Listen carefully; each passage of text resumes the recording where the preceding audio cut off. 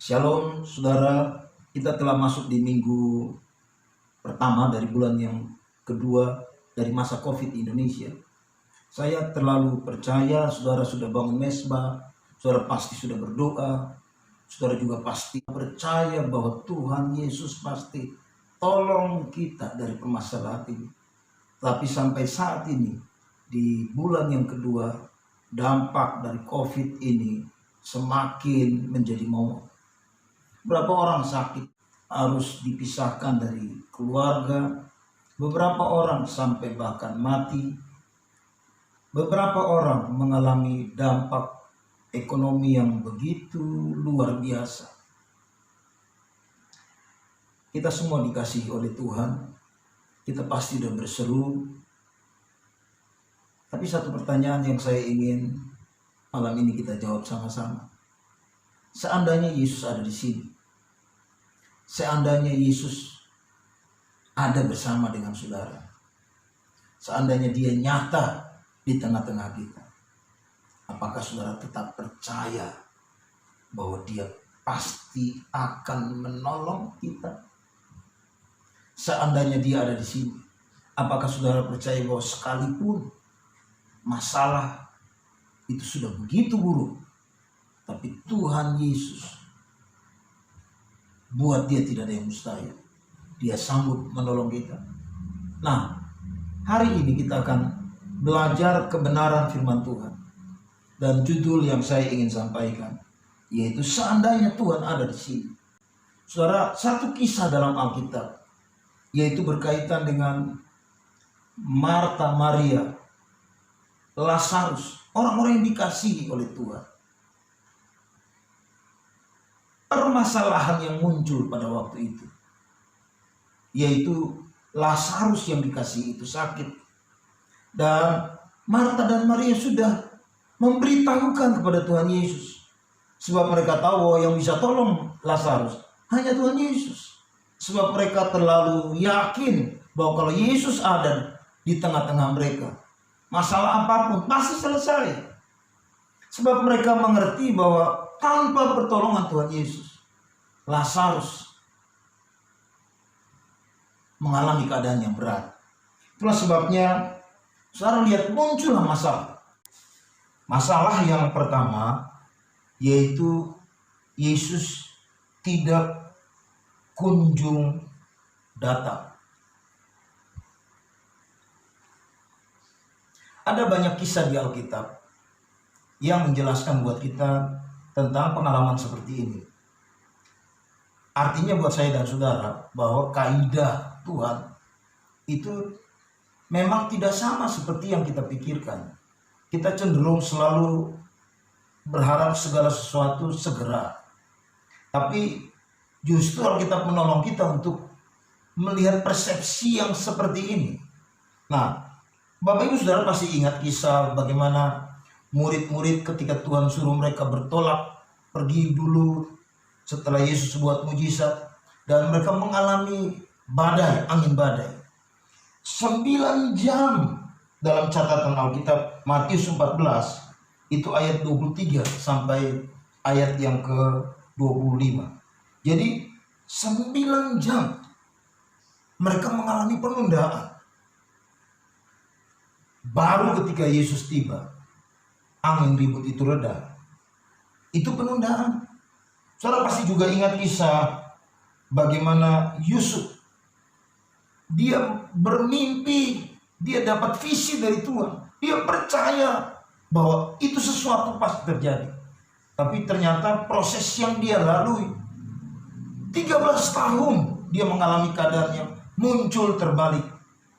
Tuhan seperti menunda waktu yang panjang, baru visi itu menjadi sesuatu yang nyata bagi dia. Tokoh yang lain di dalam Alkitab, saudara tahu kisah Abraham yang mendapat pesan visi dari Tuhan bahwa kamu akan punya keturunan yang banyak. Tapi berapa tahun Abraham menantikan janji itu? Bukankah sampai 25 tahun kemudian baru janji itu menjadi nyata? Saudara juga pasti tahu kisah Nuh. Tuhan berikan pesan buat dia, bangun bahtera karena aku akan memusnahkan bumi ini dengan air bah. Berapa lama Nuh menantikan janji itu? 120 tahun. Dan kisah yang tadi kita baca, yang kita sedang bicarakan, Maria dan Marta, itu menantikan kehadiran Tuhan Yesus. Tuhan tunda hadir itu sampai 4 hari. Saya mau baca ayat firman Tuhan dalam Yohanes pasal 11 ayat yang ke-6. Dibilang gini, namun setelah didengar bahwa Lazarus sakit, ia sengaja tinggal 2 hari lagi di tempat di mana ia berada. Nah, ayat 15 menolong kita untuk memahami mengapa Yesus harus tunda bersegera hadir untuk menolong Lazarus. Ayat 15 bilang begini. Saya baca ayat 14-15. Karena itu Yesus berkata dengan terus terang, Lazarus sudah mati. Tetapi syukurlah aku tidak hadir pada waktu itu, sebab demikian lebih baik bagimu, supaya kamu dapat belajar percaya.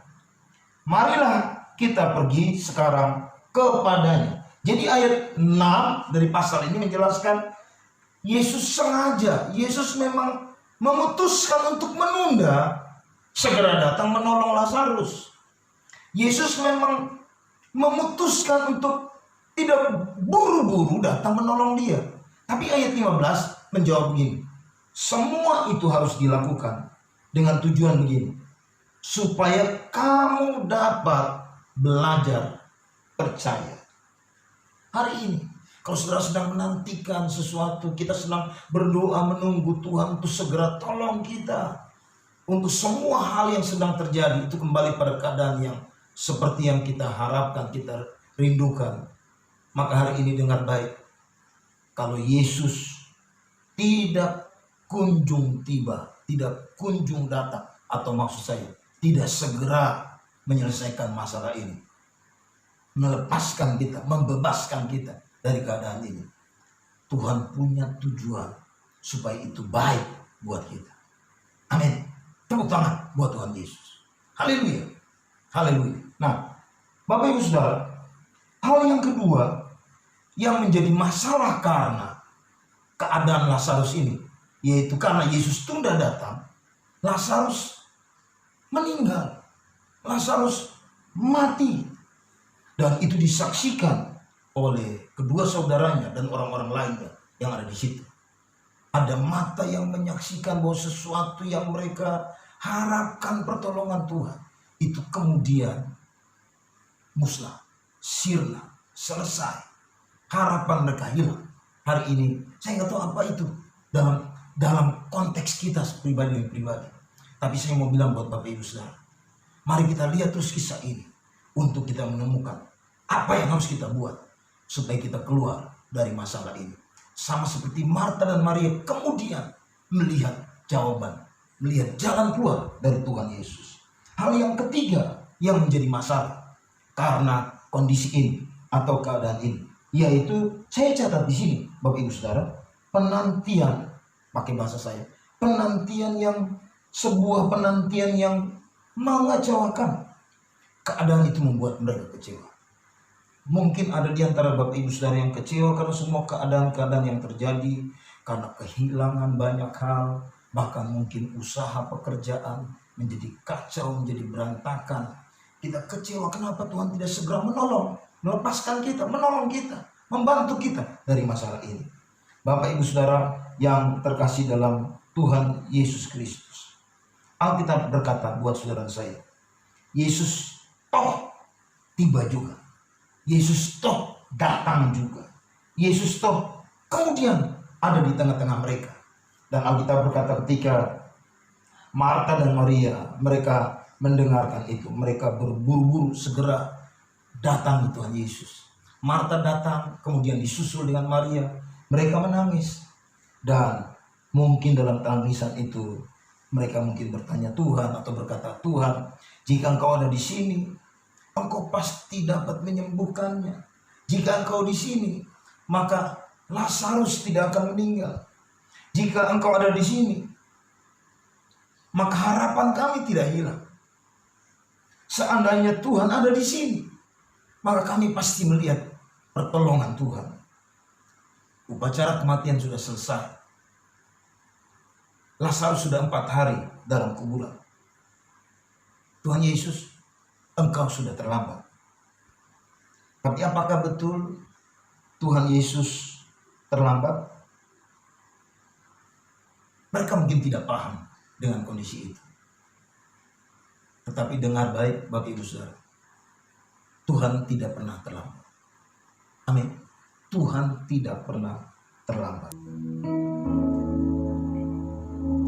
Waktu Tuhan pasti yang terbaik, walau kadang tak mudah dimengerti. Lewati cobaan, ku tetap percaya waktu Tuhan pasti yang terbaik. Mari tutup matamu, katakan, waktu Tuhan pasti yang terbaik, walau kadang tak mudah dimengerti. Lewati cobaan, ku tetap percaya waktu Tuhan pasti yang terbaik.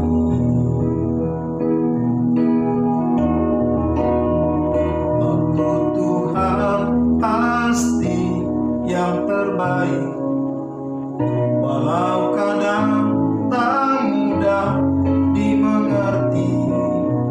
Lewati cobaan, ku tetap percaya waktu Tuhan pasti yang terbaik.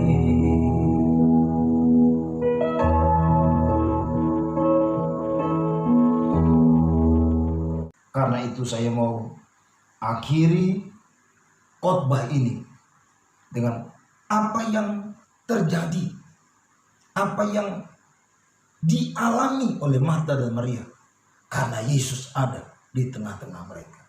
Saya berdoa biar ini juga menjadi pengalaman kita. Masalah seberat apapun, sesulit apapun, andai kata Yesus ada di situ. Hal yang pertama, Yohanes pasal 11 ayat 40 dibilang gini, bukankah sudah kukatakan kepadamu, jika engkau percaya, engkau akan melihat kemuliaan Allah. Lalu ayat 43 bilang ini, berserulah ia dengan suara keras, Lazarus, marilah keluar. Hari ini saya berdoa, biar bahasa ini juga datang buat saudara saya untuk mengecek kita. Kalau kita percaya sungguh-sungguh kepada Tuhan Yesus, maka kita pasti akan melihat kemuliaan Allah. Amin. Kalau saudara saya percaya sungguh-sungguh bahwa kalau ada Tuhan, masalah apapun pasti selesai. Matius pasal 8 ayat 26. Ia berkata kepada mereka, mengapa kamu takut? Kamu yang kurang percaya. Lalu bangunlah Yesus menghardik angin dan danau itu. Maka danau itu menjadi teduh sekali. Seandainya Tuhan ada di dalam rumahmu, seandainya Tuhan itu ada dalam perahumu, seandainya Tuhan itu ada dalam pekerjaanmu, mungkin badai mulai datang, mungkin badai engkau akan alami. Tapi pertanyaannya, apakah saudara percaya kalau Tuhan ada di situ, semuanya selesai? Kalau Tuhan ada di situ, kita pasti akan lihat kemuliaan Allah. Kalau Tuhan ada di situ, semuanya akan beres. Dan hari itu, murid-murid melihat, Alkitab bilang gini, danau yang sedang mengamuk itu menjadi teduh sekali. Ketika Yesus berkata, diam, tenanglah. Itu hal yang pertama. Yang kedua, Yesus berkata begini, angkat batu itu. Batu bicara tentang sesuatu yang menghalangi keberadaan Lazarus di dalam kuburan itu. Itu harus diangkat keluar. Dan ketika batu itu digulingkan, Yesus berseru, Lazarus, keluarlah. Lazarus, keluarlah. Bapak Ibu Saudara yang terkasih dalam Tuhan, ada banyak hal yang mungkin bisa menjadi penghalang buat kita untuk mendengar seruan dari Tuhan. Supaya apa yang mati, apa yang sudah hilang dari kehidupan kita, itu muncul kembali. Pengharapan itu bangkit kembali. Hari ini jawabannya, singkirkan batu-batu dari hidup saudara dan saya. Batu-batu itu saya terjemahkan sebagai kesombongan, keangkuhan, dosa-dosa pribadi, sesuatu yang tidak dikenal oleh Tuhan. Bukankah Alkitab berkata, bukan tangan Tuhan kurang panjang untuk menolong kita, bukan telinganya tidak mendengar, tapi yang memisahkan kita dari Dia, yaitu segala pelanggaran dosa kita. Mari akui, bereskan itu di hadapan Tuhan. Supaya kalau hal yang pertama, kalau engkau percaya, engkau lihat kemuliaan Tuhan. Halangan ini kita harus singkirkan dari hidup kita.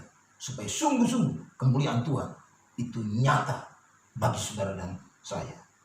Yang terakhir Bapak Ibu Saudara, Yohanes 11 ayat 44. Orang yang telah mati itu datang keluar, kaki dan tangannya masih terikat dengan kain. Kapan? Dan mukanya tertutup dengan kain peluh. Kata Yesus kepada mereka, bukalah kain-kain itu dan biarlah ia pergi. Saya melihat konsep yang ketiga ini, bahwa ternyata Lazarus yang sudah keluar dari kubur, dia telah melihat sebuah kemuliaan yang luar biasa. Orang banyak telah melihat kemuliaan yang luar biasa. Tapi ternyata mujizat itu belumlah sempurna. Dia butuh dukungan dari orang lain. Sehingga waktu Yesus berkata, bukalah kain-kain itu dan biarkan ia pergi. Ayat ini memberikan penjelasan buat kita bahwa apa yang menjadi karya Tuhan itu menjadi sempurna ketika kita sebagai tubuh Kristus itu mengambil bagian kita atau memberikan dukungan untuk perkara itu. Saya senang beberapa hari yang lalu saya baca sebuah pesan WA. Orang bijak bilang gini, keberhasilanku hari ini itu karena kontribusi dari banyak orang. Nah, kalau begitu, jika engkau hebat, bukankah karena andil banyak orang? Marilah beri dukungan kepada orang di sekitar. Ada banyak sekali orang yang susah. Dan sama seperti bahasa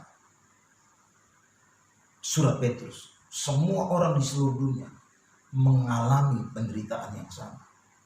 Karena itu Bapak Ibu Saudara, apa yang saudara bisa buat, mari lakukan buat orang lain. Kalau hari ini saudara ada sebagaimana saudara ada, karena andil dari banyak orang, mari lakukan itu juga kepada orang lain.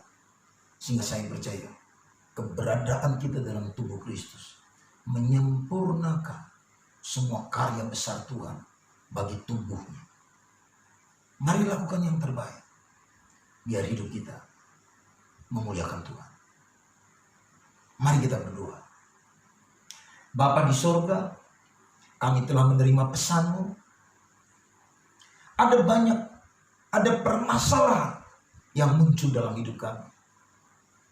Karena kami mempertanyakan banyak keadaan. Sama seperti yang dialami oleh Maria dan Marta. Engkau tunda datang. Engkau terlambat datang. Engkau tidak bersegera menolong. Tuhan, kami berseru. Dan kami akan tetap panggil Tuhan. Sebab kami percaya Tuhan pasti menolong kami. Kami percaya pengharapan kami tidaklah sia-sia. Tuhan, hamba-Mu berdoa, ajar kami untuk memperhatikan pesan hari ini.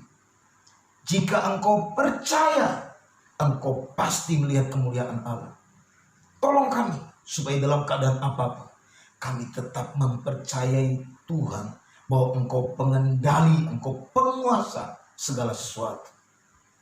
Dan penghalang yang ada dalam kehidupan kami, batu-batu, kami akan singkirkan itu. Kami akan singkirkan itu. Karena itu hari ini Tuhan ampuni kami. Kalau ada kesombongan, keangkuhan, kejahatan-kejahatan pribadi, dosa yang kami buat, yang menduka citakan hati Tuhan, ampuni kami ya Allah. Ampuni kami. Layakkan kami sebagai anak-anak-Mu ya Tuhan. Dan kami berdoa malam ini, pakai hidup kami ini untuk menjadi berkat bagi orang lain. Pakai apa yang kami punya untuk menyempurnakan apa yang Tuhan sudah lakukan kepada orang lain.